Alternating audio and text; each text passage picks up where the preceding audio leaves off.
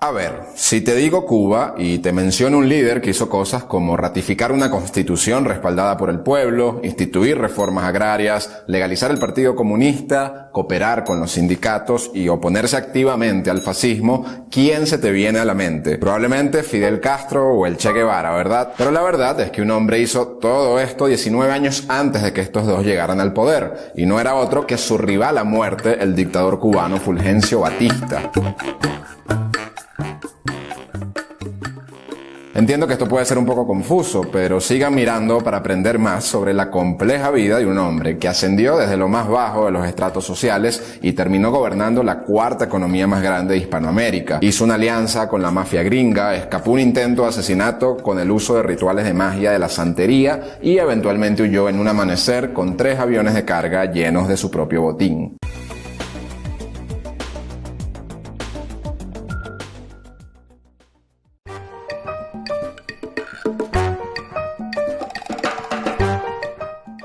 Fulgencio nació el 16 de enero de 1901 en una familia empobrecida de campesinos en Banes, Cuba, un lugar no muy lejos del sitio donde nació Fidel Castro, en una casa adinerada de dueños de tierras. Esto fue solo 3 años después de que Cuba se había separado del dominio español en la Guerra Hispanoamericana. En 1898 el Congreso de Estados Unidos pasó una enmienda que le otorgaba completa independencia a Cuba. Sin embargo, esto fue revocado parcialmente por la enmienda Platt en 1901, que le daba poder al gobierno de los Estados Unidos a intervenir a Cuba si los intereses americanos se veían amenazados en cualquier momento. Y Washington tenía bastantes razones para involucrarse en la política cubana. De hecho, entre 30 y 50 millones de razones para ser más específicos. A inicios de 1896, el presidente Grover Cleveland reportó que las inversiones americanas en las plantaciones de caña de azúcar, en ferrocarriles, en la minería y en otras empresas en Cuba estaban entre los 30 y 50 millones de dólares, lo que equivale a unos 1.5 billones de dólares en los montos actuales. La política, la economía y la sociedad cubana tenían una inestabilidad constante. Eran liderados por lo general por presidentes corruptos que a su vez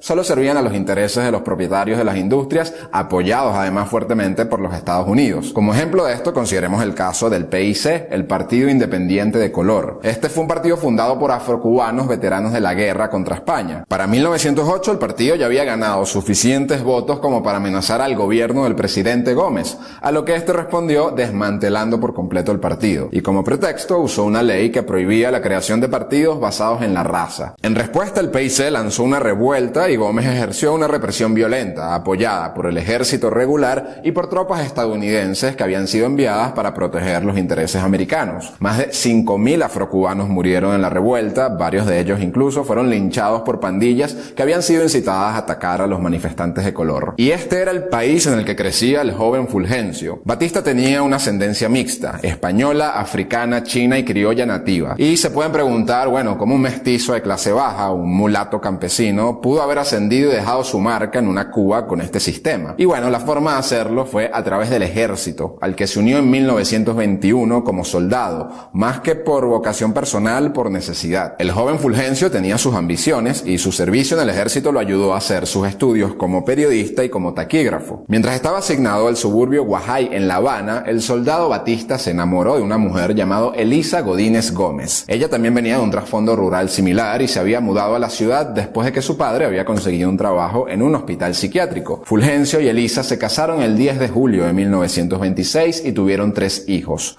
Mirta, Fulgencio Rubén y Elisa Aleida. Pero lo cierto es que Batista no estaba completamente satisfecho con su vida de casado y llegó a tener 2 amoríos oficialmente reconocidos. El primero con la madre de una niña llamada Fermina, que había nacido fuera de matrimonio y que él eventualmente la reconoció legalmente. Y el segundo con una mujer llamada Marta Fernández. Pero por ahora no hablaremos de esto sino más luego. En 1928 el soldado se convirtió en el sargento Batista y fue asignado al cuartel del Campo Columbia en La Habana. Fue allí que tuvo contacto por primera vez con otros soldados que se oponían en secreto al gobierno de Gerardo Machado.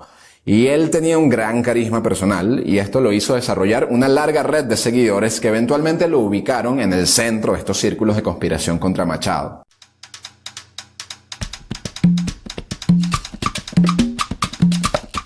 El presidente Machado había estado en el poder desde 1925 y había empezado en buenos términos. Le había puesto fin al Acuerdo Platt y a la interferencia de los Estados Unidos y había conducido a Cuba a ser un país conocido como la Suiza de las Américas. Pero una recesión en 1928, empeorada por el crash de Wall Street en 1929, llevó a una gran inestabilidad política y una creciente oposición por parte de estudiantes, de sindicatos y de los militares. En julio de 1933, el enviado de Estados Unidos, Sumner Welles, revivió el Acuerdo Platt con Machado, lo hizo renunciar y ayudó a poner un nuevo presidente llamado Carlos Manuel de Céspedes. Pero este nuevo presidente apenas había terminado de desempacar cuando fue derrocado por la revuelta de los sargentos en septiembre de ese mismo año. Por cierto, si en algún punto de este video pierden la cuenta de todos los presidentes cubanos que llegaban y que se iban, no se preocupen que probablemente a unos cuantos cubanos también les pasaba lo mismo. Regresando a la revuelta de los sargentos, bueno, su líder era el mismo Fulgencio Batista, quien aprovechó esta oportunidad para ascender entre los rangos y al mismo tiempo de despachar al tío Sam. Y hay que reconocerle algo a este señor. Un sargento del ejército tiene autoridad formal sobre unos 10 o 30 soldados en el mejor de los casos. Por eso los golpes militares suelen ser llevados por coroneles o por generales que tienen cientos o miles de tropas bajo sus órdenes. Pese a esto, Fulgencio logró liderar una revuelta exitosa basado solo en su carisma y en su liderazgo informal sobre los demás. Batista y los sargentos reemplazaron a Céspedes con el nuevo presidente, el profesor Ramón Grau San Martín, mientras que Fulgencio se promovió a sí mismo y se convirtió en jefe de personal del ejército con el rango de coronel.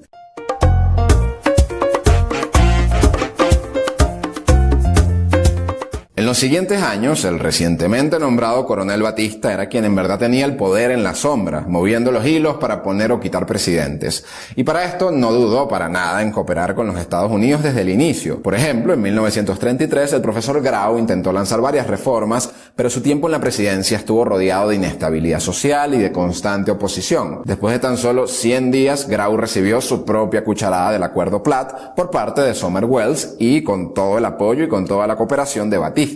Cuba necesitaba estabilidad y Grau no era el hombre correcto. Así que Batista le entregó la presidencia al coronel Carlos Mendieta, quien tenía el apoyo de casi todas las facciones y, más importante aún, el apoyo de los Estados Unidos. En junio de 1934, el presidente Roosevelt firmó un tratado con Cuba que finalmente derogaba la enmienda Platt. Claro que esto no fue el final de la influencia americana en los asuntos cubanos, pero al menos ya no estaba formalmente aprobado. Puede que Roosevelt se haya dado cuenta que las facciones políticas en Cuba en verdad habían estado usando la enmienda a su favor, creando malestar, creando inestabilidad y así provocando una intervención americana que favoreciera a su lado. Más presidentes fueron y vinieron bajo el mando de Batista: Barnett, Arias y Bru, que por cierto con ese tiempo merece unas felicitaciones.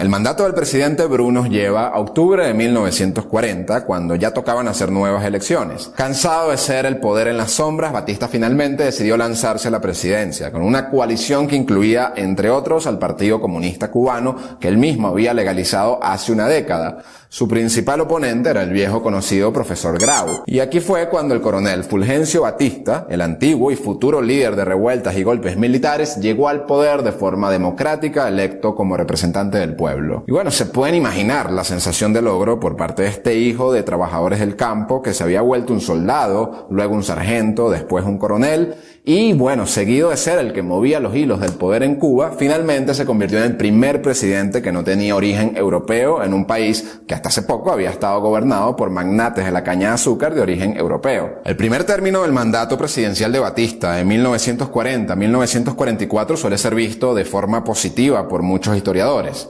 Durante este periodo, Batista supervisó la creación de una nueva constitución de corte progresista que avalaba la intervención del gobierno en la economía y que creaba una red de seguridad social bastante importante. Sus políticas incluían una reforma agraria y económica, una mayor cooperación con los sindicatos, una expansión del sistema educativo y una oposición activa al fascismo, pues le declaró la guerra de forma explícita a Alemania e Italia el 8 de diciembre de 1941. En líneas generales, fue un periodo de crecimiento económico, de estabilidad y de relativa convivencia democrática en la isla. Y aunque esto fue así, Batista igual no desperdició la oportunidad para enriquecer sus bolsillos estando en el poder. Después del fin de su término en 1944, Batista dio un paso al costado y prefirió apoyar a su propio candidato Carlos Saladrigas, quien fue derrotado por el profesor Grau, quien sí se lanzó otra vez. Luego de esto, Batista dejó el poder y vivió por un tiempo en Florida, donde incrementó buena parte de su fortuna al invertir los grandes montos que se había robado en Cuba. Al siguiente año, en 1945, Batista finalmente se divorció de Lisa y se casó con la que desde hace tiempo era su amante, Marta Fernández Miranda, quien le dio 4 hijos más. Durante sus años de ausencia, el gobierno de Grau se hizo conocido por su gran nivel de corrupción y irresponsabilidad. Era una gran decepción para los cubanos que veían a Grau como uno de esos políticos puros de la revuelta de 1933. Este descontento marcó el camino para el regreso de Batista a la isla, esta vez como senador en 1948.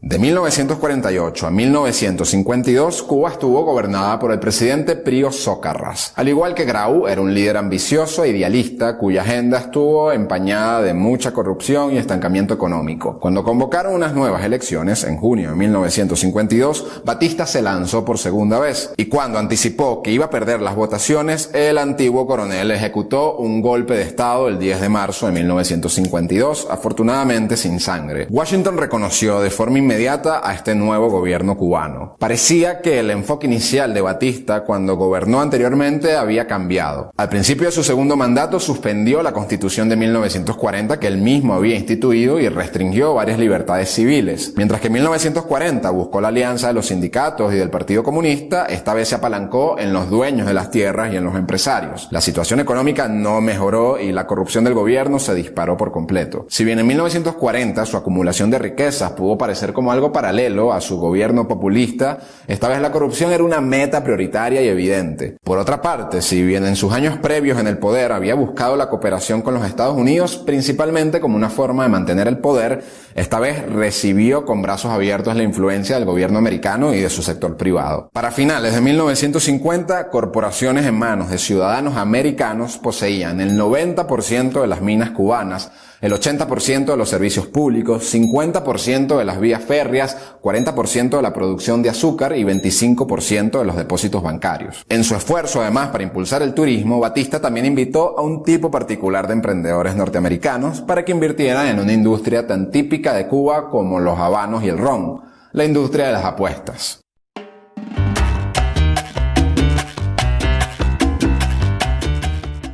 Si has visto la parte 2 del Padrino, seguro que recuerdas un largo segmento que se desarrolla en La Habana, en el que Michael Corleone se reúne con el gángster Hyman Roth, quien conduce el muy lucrativo negocio de apuestas en confabulación con el gobierno. El personaje de Roth se inspira en un gángster de la vida real, Meyer Lansky, un gángster de alto rango de la mafia judía. Lansky y el famoso mafioso italoamericano Lucky Luciano estuvieron cooperando con Batista desde sus años en Florida. Cuando el dictador tomó el poder en 1952, se dio cuenta de que para atraer el tipo adecuado de turismo tenía que limpiar los casinos de La Habana y también limpiar las zonas de prostitución. ¿Y quién mejor para hacer este trabajo que la misma mafia? Lansky tenía una gran habilidad para organizar operaciones complejas y para conducir negocios de forma hipereficiente. Se encargó de los casinos convirtiéndose en una especie de ministro de las apuestas. Y a ver, ¿qué obtenían Lansky, Luciano y otros gángster como santo traficante en retorno por hacer todo esto? Bueno, por un lado, obviamente bastante dinero del gobierno de Batista, pero principalmente obtuvieron la libertad total para traficar cocaína dentro y fuera de la isla. Esto era un tiempo en que los miembros VIP de los clubes más prestigiosos de La Habana tenían hasta su propio casillero para guardar su porción de cocaína. El autor T.J. English describió La Habana en este periodo como una mezcla volátil de Monte Carlo, Casablanca y la antigua ciudad de Cádiz, todos en uno. Una infusión de prostitutas, apuestas de alto nivel, conspiraciones revolucionarias secretas, represión violenta y pandillerismo. Y aún así, la alianza nada virtuosa de Batista con la mafia era solo un pequeño síntoma de una enfermedad mucho más amplia que plagaba toda Cuba. Corrupción rampante en el gobierno, creciente desempleo, trabajo de campo en condiciones paupérrimas y una dependencia tóxica a una economía monoproductora de caña de azúcar. El sistema avanzaba hacia un posible colapso y un joven abogado se iba a aprovechar de esta situación y iba a acelerar ese colapso. Y aquí es cuando entra en escena el joven Fidel Castro.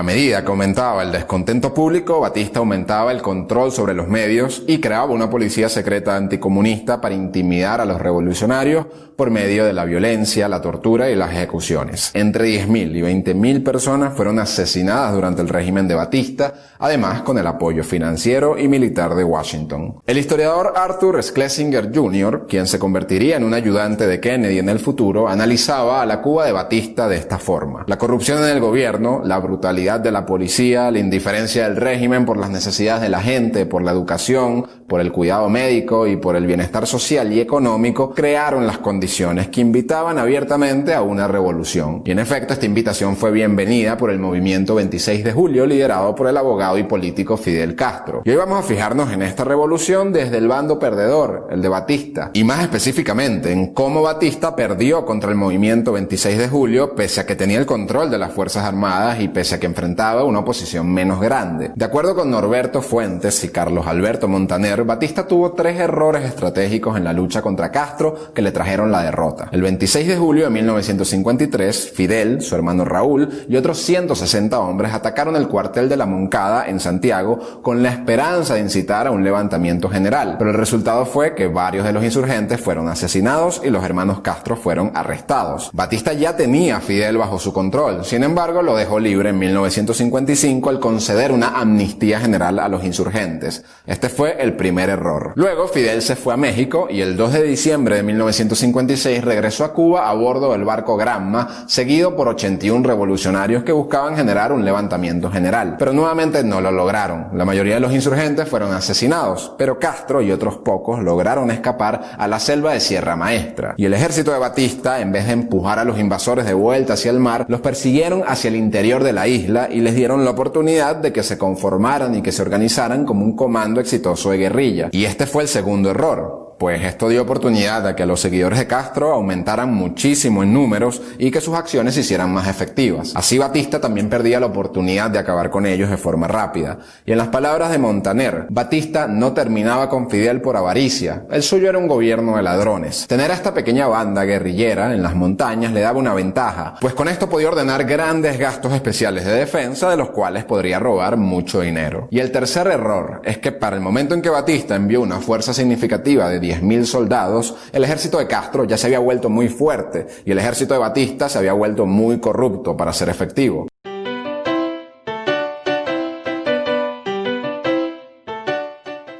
Además, el movimiento 26 de julio no era el único enemigo con el que Batista tenía que lidiar. Otra organización llamada Directorio Revolucionario tenía a Batista sobre la mira. Pese al desacuerdo de Castro, el Directorio Revolucionario organizó un ataque directo al Palacio Presidencial en La Habana con el objetivo de asesinar a Batista. El 13 de marzo de 1957, un comando del Directorio lanzó un asalto al palacio, rodeando el edificio y entrando a punta de disparos y granadas. Decidieron atacar al final de la tarde, una hora en la que Batista solía estar trabajando en su oficina en el segundo piso, pero cuando pudieron entrar a la fuerza a la oficina, Batista había desaparecido. El ataque terminó en un fracaso y arrestaron a los involucrados. Luego se mostró que Batista había instalado una puerta secreta en su oficina, muy bien escondida detrás de un panel de plástico. Cuando escuchó la balacera y las explosiones, simplemente se metió por el pasaje secreto y escapó de forma segura. La explicación simple de por qué instaló este pasadizo secreto era su necesidad de protección personal.